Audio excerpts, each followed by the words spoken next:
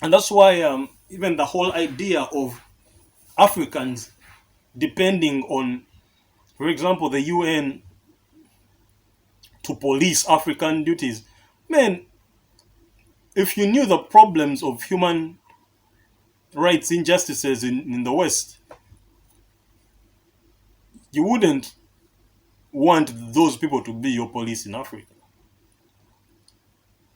But also, it's not the responsibility of the UN to police Africa. It's the responsibility of Africa to police Africa. Because only Africa knows what is deserving of rights in Africa. Who is sovereign enough that they deserve the fuel of rights to continue with the responsibilities that they carry on that are beneficial to themselves and then to Africa as a whole. Because I told you that at the end of the day, what you want with subsistence is that by taking care of your basic needs, you become less of a burden to others. And any extras from that responsibility is dispersed to others.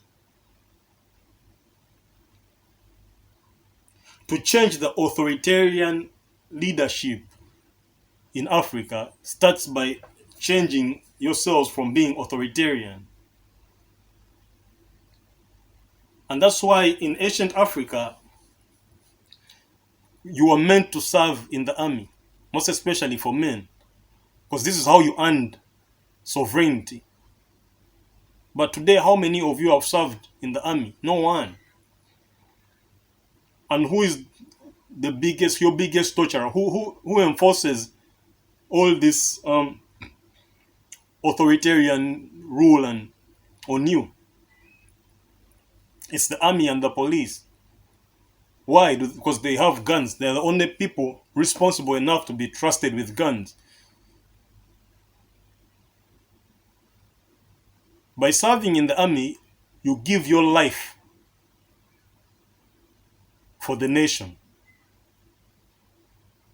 And because you give your life for the nation rewards you by making you sovereign. And that's why that military budget is very important in Africa. These are the responsible people, and that's why you see they're the ones that maintain the power in Africa. So as we even talk about African unity, the first steps is we need to find a way of taking each and every African through military service. Each and every African has to give their life for Africa.